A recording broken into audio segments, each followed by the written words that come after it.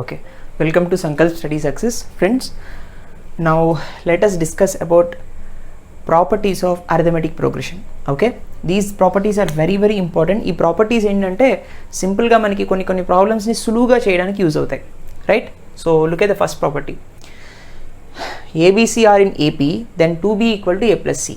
అంటే ABC అనే మూడు నంబర్స్ అరిథమెటిక్ ప్రోగ్రెషన్లో ఉంటే 2 times of middle term equal to sum of the other 2 terms అని దాని అర్థం. 2B equal to A plus C. Very important property. ఓకేనా? తర్వాత ఇక్కడ చూడండి, సపోజ్ నా దగ్గర A1, A2, A3 so on up to AN అనేటటువంటి n నెంబర్స్ ఉన్నాయి.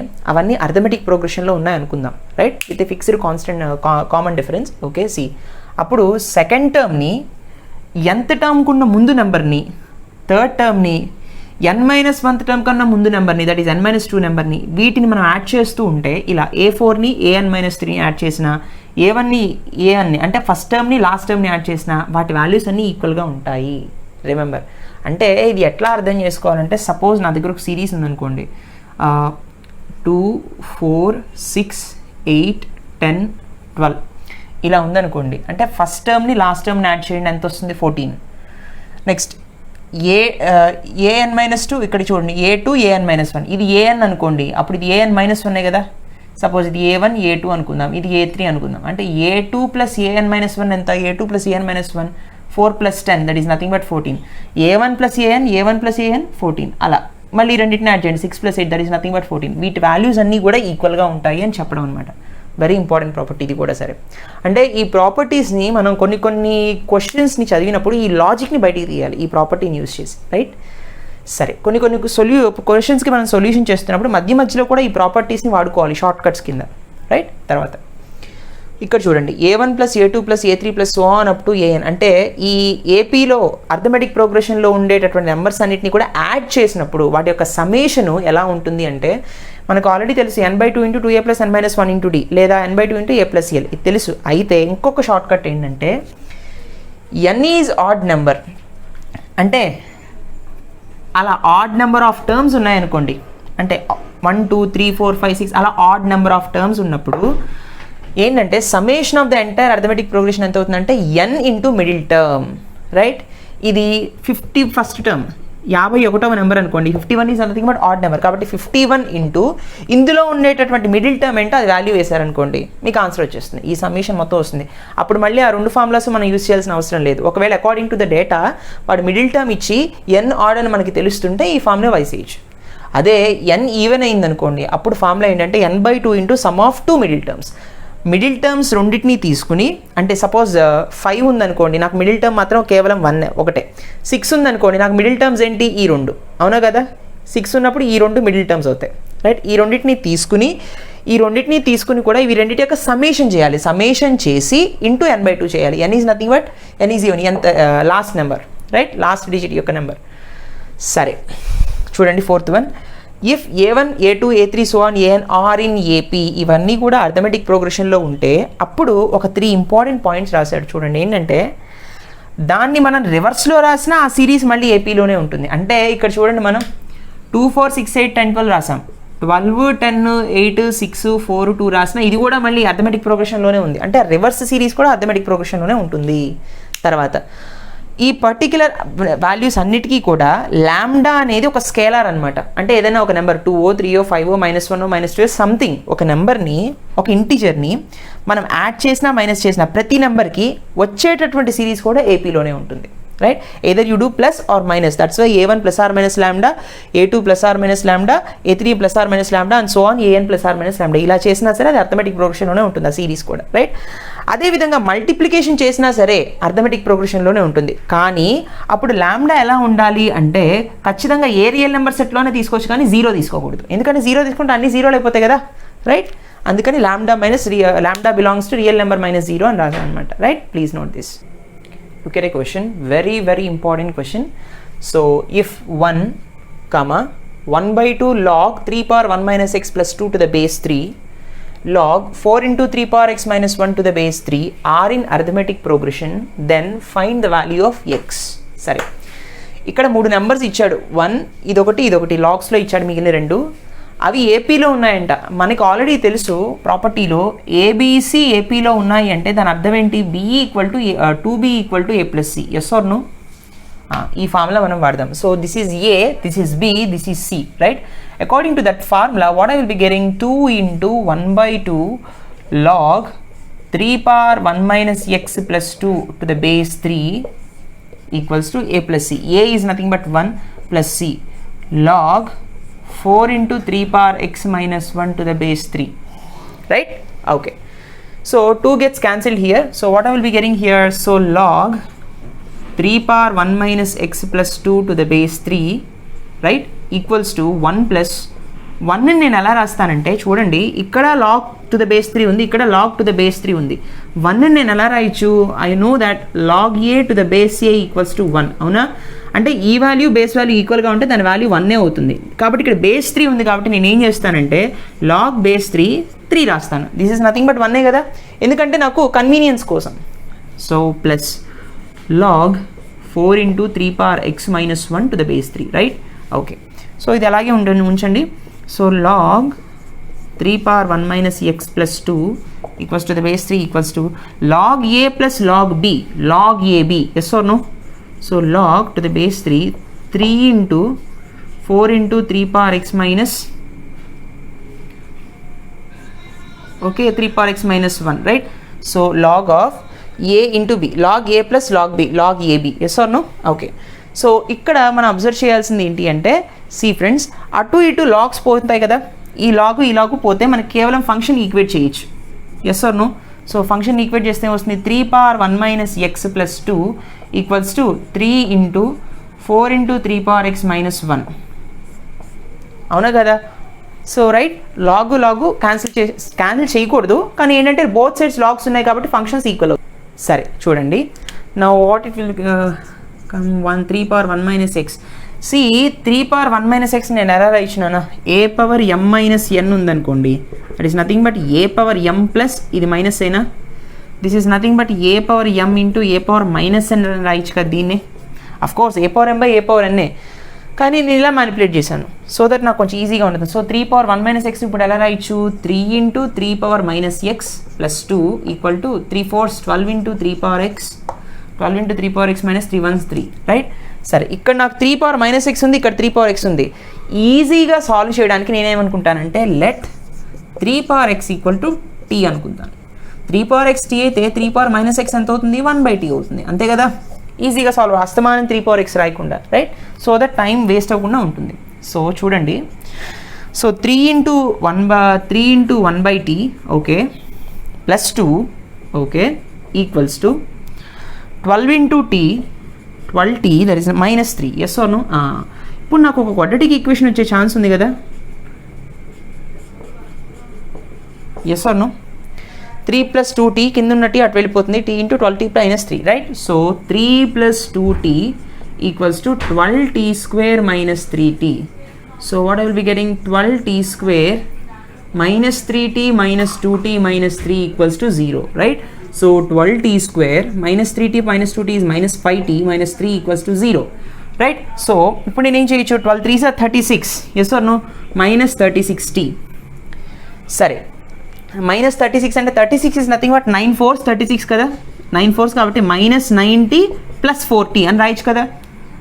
అప్పుడు నాకు -5 వస్తుంది కదా, మళ్ళీ 9 4s minus 36 కదా, ఇలా స్ప్లిట్ చేద్దాం. So 12t square minus 90 plus 4t minus 3 equal to 0, and I can take 3t's in common, 3 4s t minus 3 plus 1 common తీస్తే 4t minus 3 equals to 0, right? So what I will be getting, 4t minus 3 నేను మళ్ళీ common తీసినప్పుడు 3t plus 1 వస్తుంది, right? equals to 0. So 4t equal to ఇక్కడ ఎంత, ఈ కేసులో 3/4 and ఈ కేసులో -1/3 వస్తుంది. సో ఏది తీసుకోవాలి, 3/4 తీసుకోవాలా, -1/3 తీసుకోవాలా? You already know that t is nothing but 3 power x.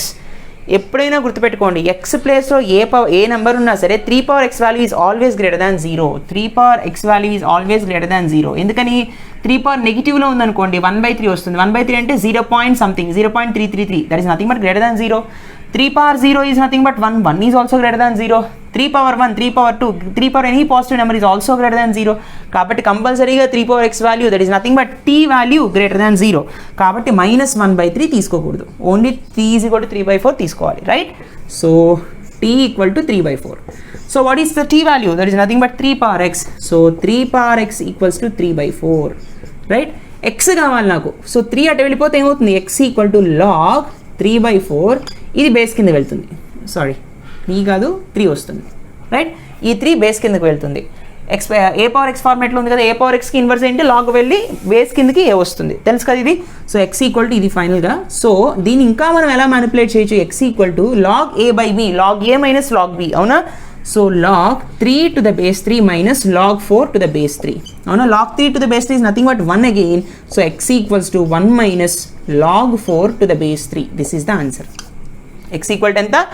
1 minus log 4 to the base 3. log 4 to the base 3 మళ్ళీ 1 minus ఇక అంటే 4ని 2 స్క్వేర్ అని రాయొచ్చు కదా, ఒక 2 ముందుకు వస్తుంది. దాన్నే మళ్ళీ మీరు 1 minus 2 log 2 to the base 3 అని కూడా రాయొచ్చు. ఆప్షన్స్లో ఇలా కూడా ఉండొచ్చు, బికాస్ పవర్లో ఉన్నది ముందుకు వచ్చేస్తుంది. 4 అంటే మళ్ళీ మనం 2 స్క్వేర్ అని రాయొచ్చు, ఇలా ఉండొచ్చు, ఇలా అన్నా ఉండొచ్చు, right? Such a beautiful question, చాలా జాగ్రత్తగా చేసుకోవాలి. ఇది మెయిన్స్ లాంటి వాటిలో అడుగుతాడు ఈ questions, right? Please note it. Okay friends, now let us see another important topic.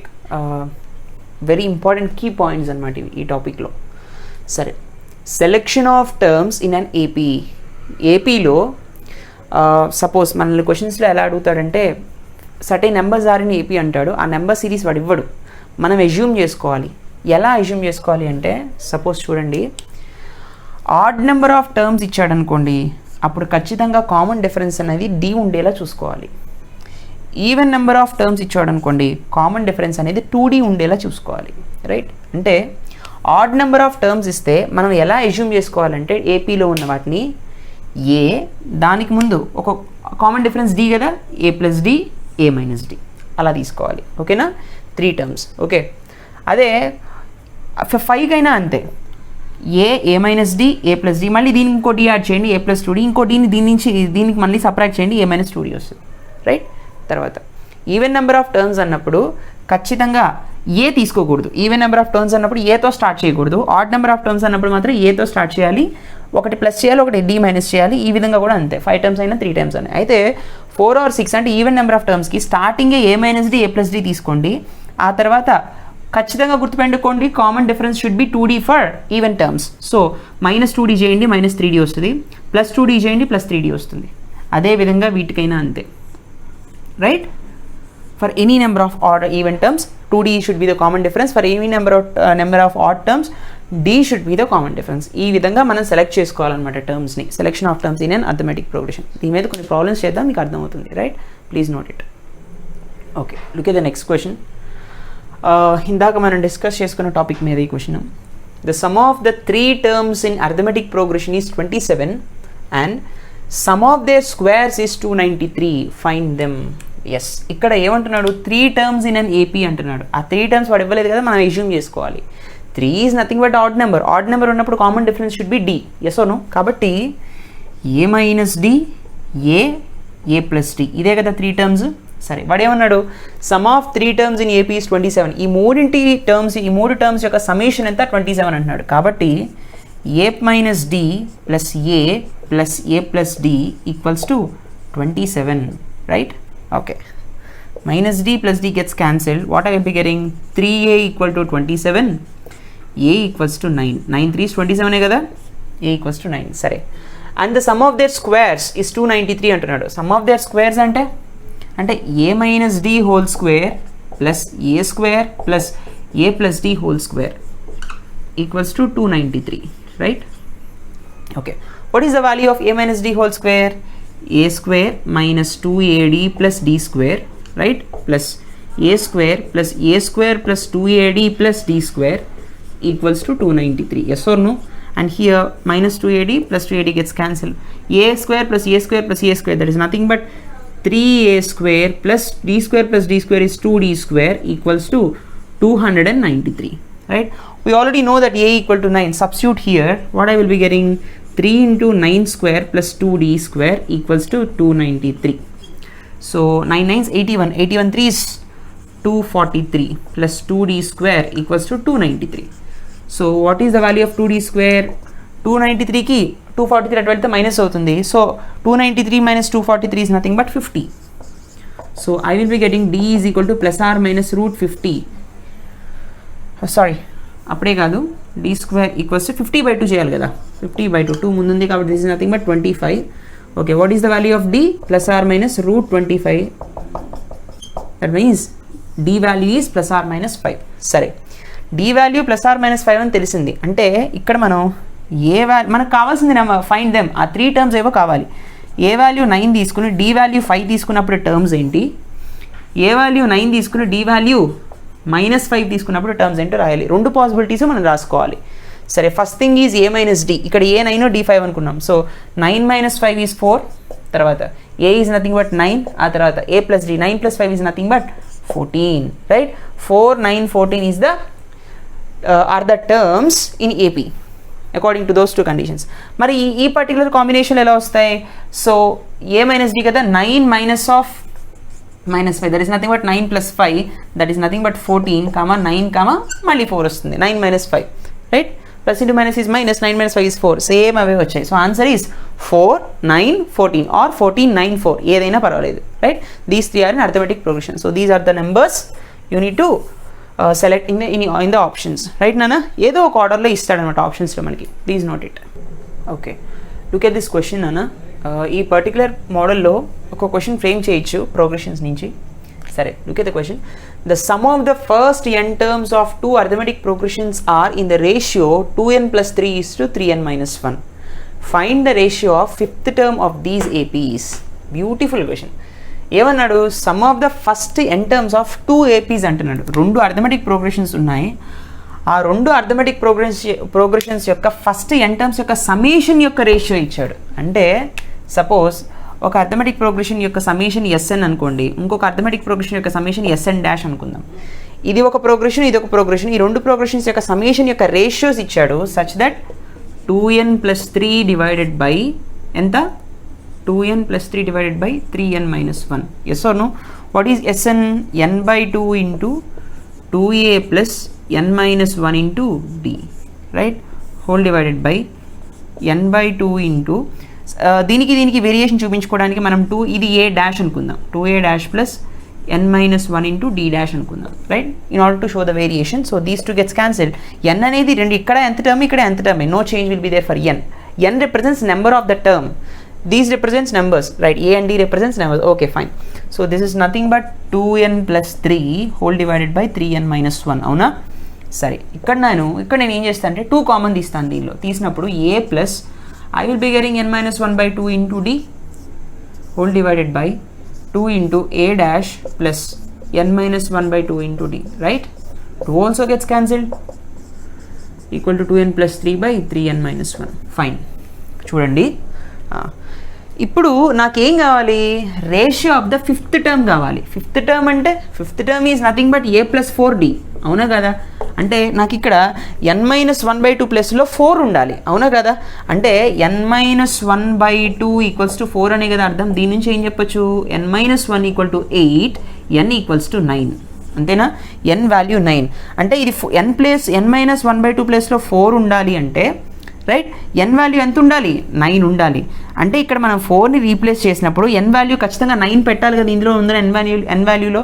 అప్పుడు రేషియో ఆఫ్ ఇది ఫిఫ్త్ టర్మ్స్ యొక్క రేషియో వస్తుంది. n వాల్యూ 9 సబ్స్టిట్యూట్ చేసినప్పుడు ఈ పర్టికులర్ రేషియో ఎంతో ఫిఫ్త్ టర్మ్స్ యొక్క రేషియో అంతే. కాబట్టి 2 into 9 plus 3 divided by 3 into 9 minus 1 ఎంత? 9 2s 18 plus 3 divided by 27 minus 1, which results to 18 plus 3 is 21. 27 by minus 1 is 26. So the ratio is, అంటే fifth term అంటే t5 is to t5 dash equals to ఎంత? 21 is to 26. This is the answer. Right? Beautiful question. I hope you enjoyed this lecture. Please like, comment and share. Thank you.